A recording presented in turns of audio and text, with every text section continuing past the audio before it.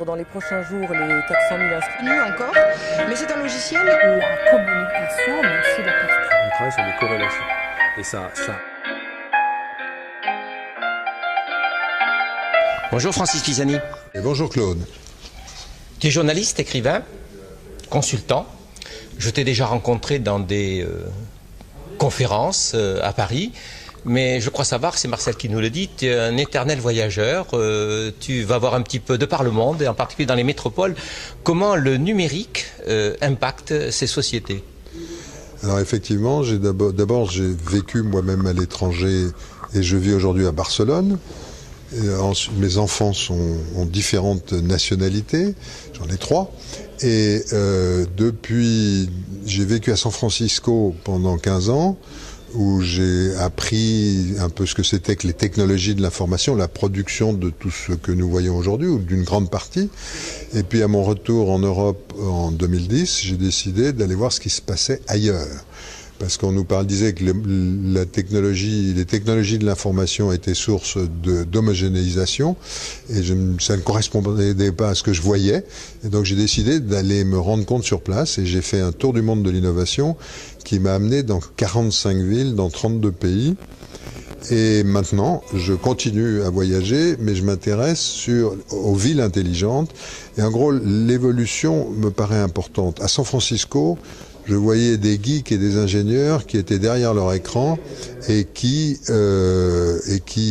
proposaient des choses et les lançaient en l'air et voyaient ce qui se passait. Et puis dans mon tour du monde, j'ai pu voir des gens qui étaient derrière leur écran dans des contextes différents, dans des contextes économiques et sociaux et géographiques différents, mais c'était toujours des geeks qui proposaient des choses.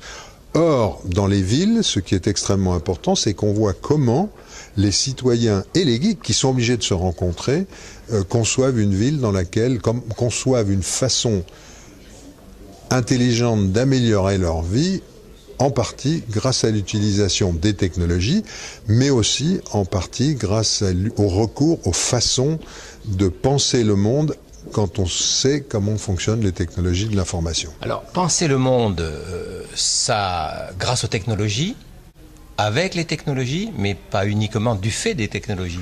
Non, il y a des exemples que j'aime bien donner pour parler de ville intelligente. C'est un type qui s'appelle Nicolas Wennberg, je suis sûr du prénom, pas totalement du nom, qui est un Suédois de Göteborg et qui amène des cochons dans les développements urbains, dans les parcs de la ville, avec autorisation bien sûr. Pourquoi? Parce que les cochons sont plus efficaces que les bulldozers pour remuer la terre et bien mieux que les engrais pour l'enrichir. Donc il amène ces cochons, il les laisse pendant, je sais pas, quelques semaines, ils tournent la terre, ils l'enrichissent, et ils sont nourris par la population. Ensuite, les gens sèment et ils ont des jardins extrêmement qui marchent très très bien.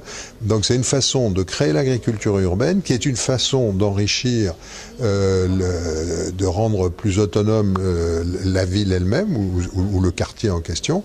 Et donc je trouve que c'est une des façons intelligentes de rendre la ville plus agréable à vivre.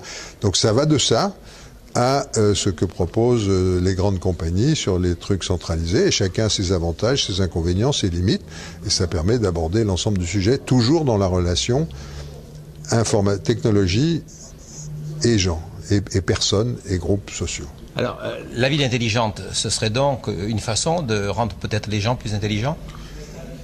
Je pense que c'est plutôt dans le sens inverse, c'est-à-dire que les gens qui sont intelligents, surtout quand on leur donne l'opportunité de s'exprimer et de faire, qui d'ailleurs n'attendent pas les technologies pour exprimer et pour faire, pourraient enrichir la ville et la rendre meilleure. Alors, il y a quelque chose qui est très important, qui est que aujourd'hui, quand on parle de ville intelligente, on parle essentiellement des services que nous offrent les très grosses boîtes, et qui conduisent premièrement à la centralisation la captation des informations, à la centralisation des informations, et donc à quelqu'un qui au centre sait beaucoup de choses sur tout le monde et donc il nous prive ou ne nous donne pas nécessairement le pouvoir, seul celui de fournir des informations. Mais dans l'histoire des technologies de l'information, il y a toujours eu une tension qui est passée de l'intelligence artificielle en 70 face à l'intelligence augmentée, Donc il y avait déjà deux conceptions du monde. Et aujourd'hui, je pense qu'il y a une tension entre centralisation et autonomie sur les marges, avec les gens qui peuvent se communiquer. La communication horizontale est une des caractéristiques, une des forces, et celle qui nous intéresse le plus finalement. Et donc, on n'est pas obligé de dire « je suis contre les technologies de l'information parce que ça conduit à la centralisation et à l'espionnage ». On peut dire « ça a des avantages » parce que savoir le trafic en temps réel, la circulation en temps réel, ça permet de mieux gérer les flux de voitures dans une ville. Ça a des avantages, ça peut ne pas avoir que des avantages, mais ça en a. Mais à l'intérieur des technologies de l'information, rééquilibrer la chose et tirer parti de ce que nous offre la communication horizontale, l'accès aux informations, la capacité de s'exprimer, le travail en équipe, même quand on n'est pas dans le même endroit, etc. En fait, quand on parle de smart cities, est-ce qu'on peut utiliser le même type d'expression en parlant de l'école et parler de la smart school ? Bon, disons que premièrement, les gens chargés de bien vendre les gadgets et les concepts utilisent volontiers le mot smart qui est court et que tout le monde utilise. Donc on a le smartphone, la smart city, etc. Donc, et comme disait quelqu'un à propos de la ville, qui a envie de vivre dans une ville bête?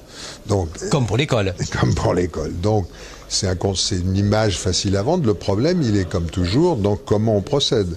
Donc si on adapte ce que je viens de dire sur la ville à ce qui peut se passer dans l'école, je pense que c'est la même tension, enfin pas la même, mais on retrouve des éléments qui sont comparables, avec d'un côté une approche qui est je mets des ordinateurs partout, je mets des tablettes partout, qui dans l'école pose le problème spécifique de la formation des professeurs, mais qui en fait ne résout pratiquement rien en soi.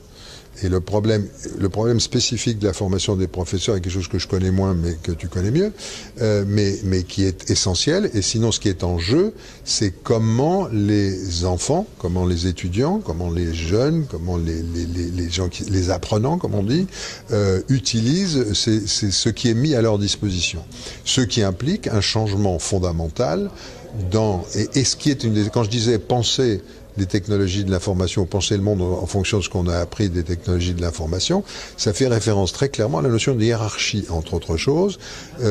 Pour que l'information circule bien avant, on avait besoin d'un point A passer au chef, qui analysait et qui mandait au point B, et le point A ne pouvait pas communiquer avec le point B. C'était du top-down.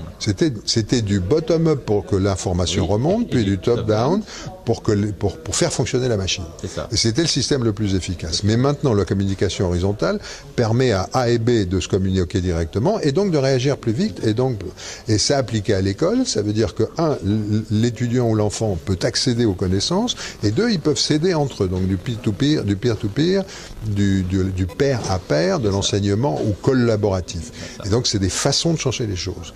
Et j'ajoute un point qui me tient particulièrement à cœur, c'est la notion de piquer la curiosité des gens. On vient de découvrir, il y a une étude qui a été publiée dans la revue Neuron, que quand on pique la curiosité, les gens qui fonctionnent comme ça, qui accèdent aux connaissances par curiosité, non pas parce qu'on leur dit de faire quelque chose, mais parce qu'ils ont envie de chercher quelque chose, retiennent mieux ce dont on leur parle, le retiennent pendant plus longtemps et retiennent mieux ce par quoi ils passent dans ce processus, même si c'est pas directement relié. Et donc, la curiosité active la zone de l'hypothalamus, qui est la zone où se trouve la mémoire. Et deuxièmement, la curiosité stimule aussi des zones du plaisir et de la récompense. Donc, on arrive à recréer la motivation qui est essentiel pour l'apprentissage et que quand il vient d'en haut, quand c'est de l'éducation qui vient d'en haut, on n'a pas beaucoup. Et alors la formule de ce coach qui travaille beaucoup en Asie, ça consiste à dire adieu la connaissance, bienvenue la curiosité. Dans le même ordre d'idée, le design thinking qui ici et là, même en France, puisque Paris-Est des schools fait des expériences dans le champ de design thinking. Tu disais tout à l'heure que c'était un mode d'enseignement, un mode d'apprentissage, un mode de progression vers la connaissance qui était intéressant. Alors, absolument. C'est sans doute de tous les exemples dont nous avons parlé le plus détourné, mais pas le moins intéressant. En gros, le design thinking, ça consiste à dire, premièrement, on observe. Deuxièmement, on écoute on observe ce qui se passe. On écoute ce que les gens disent et on regarde ce qu'ils font parce qu'ils disent pas toujours. C'est ça le problème des focus group ou des choses comme ça. Ils disent pas toujours ce qu'ils font en fait. Donc, quand le prof pourrait dire à l'enfant, tu fais ça. Le prof pourrait demander à l'enfant, qu'est-ce que tu veux faire? Et le prof pourrait écouter l'enfant et voir comment, de fait, il opère, pour ensuite répondre à ses besoins, à ses envies, à ses erreurs, etc. Ensuite, de quoi donc on fait ça avec bonne volonté, c'est très important. Empathie. Empathie, exactement. Et la troisième, parce qu'il y a une façon de dire c'est des rats de laboratoire et je vais les observer, etc. Non, on fait ça avec empathie. Et le troisième point, on fait des tests, on fait des pilotes. Et ça rejoint un point qui me paraît fondamental dans la démarche d'apprentissage aujourd'hui, qui est on travaillait sur projet ou travailler sur défi. Alors on a beaucoup parlé de l'enseignement sur projet. Et par exemple, un des exemples que je n'ai pas pu donner tout à l'heure, il y a une école de San Francisco qui s'appelle la Stern School, où les enfants disent « je veux construire un cheval qui marche tout seul », je dis n'importe quoi, et tout le cours de maths, de physique, machin, se fait autour de la fabrication du cheval et des problèmes pratiques et théoriques qu'ils rencontrent. Donc ça, c'est le faire. Et moi, mais c'est pas loin du tout, c'est le passage, j'aime beaucoup la notion d'enseignement par défi. Par exemple, je donnais un cours à Sciences Po où j'ai invité les étudiants qui ne connaissaient pas grand-chose au sujet à dresser un index de l'impact des technologies de l'information sur la géopolitique. Donc, on n'avait pas beaucoup de ressources, pas du tout de ressources, on n'avait pas beaucoup de temps, et les étudiants sont tellement passionnés que j'en ai encore deux.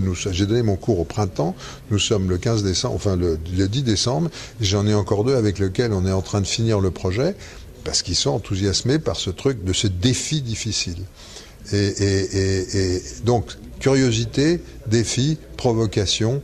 Il ne faut pas oublier que innover, c'est toujours désobéir.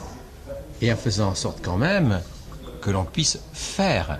Il faut donc qu'il y ait des acteurs qui soient dans l'action. Absolument. Mais ça fait partie de...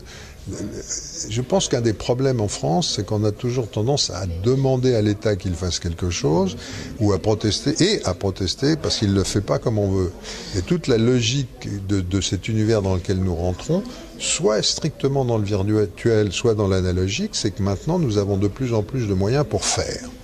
Et donc, moi j'avais parlé dans un bouquin que j'ai écrit sur comment le web change le monde, avec mon ami Dominique Piotet, j'avais parlé des web acteurs.